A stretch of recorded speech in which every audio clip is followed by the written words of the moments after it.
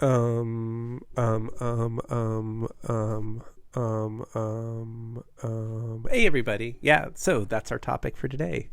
Yeah, let's talk about, well, actually, not specifically about, the topic is vocalized pauses.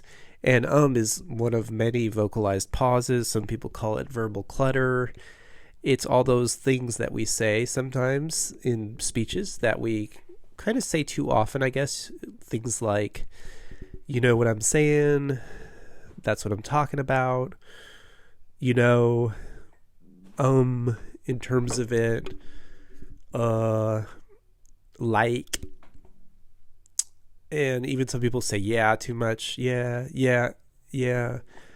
And also, some people put too many ands in there, so they'll run all their sentences together with and.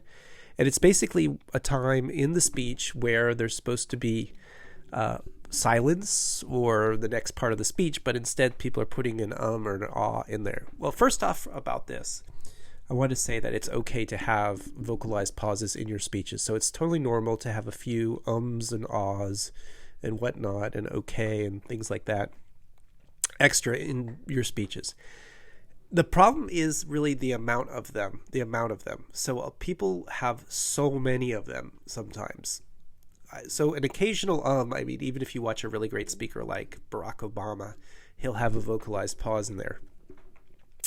The issue is how often it comes, and that is really where we want to reduce the number of ums and the number of ahs and the number of likes and the number of, you know what I'm saying, and all those other type of verbal clutter. And so the first step to reducing them actually is just to be aware of that, is just to know that it's normal to have them, because I think when people are nervous about having them, that's when they start doing them more. Beyond that, I think it also helps to practice your speech, run through it many times. And like we've talked about before, practicing your speech can actually be fun. The first couple times you run through your speech, it's kind of boring and tedious. But once you start to master the material, your brain sort of naturally gives you this reward for practicing, because you're mastering the material, and that's just a natural thing. So you actually enjoy practicing. And then also to be comfortable with silence. A lot of times people just don't like silence, so they think that it's just bad to have a little bit of silence in their speech. But actually, silence can sometimes build anticipation. It gives the audience a chance to think about what you've just said. It gives them a chance to sort of try to speculate about what you're about to say. And it gives you a chance to breathe. So pausing is not necessarily a bad thing. You can pause silently too as well. That's something else. Also, just kind of becoming aware of the fact that you're doing it. So watch back your videos, since you guys are making videos of your speeches. Watch them back and see if you have a lot of ums. And a lot of times if you just record it again, you'll find that a lot of them went away. Excuse me. So that's what I would suggest about that. Just know that it's normal, and know that through practice you can reduce them. A lot of people think there's no way to get rid of them, but actually if you practice your speech a few times, you'll find that they do actually go away.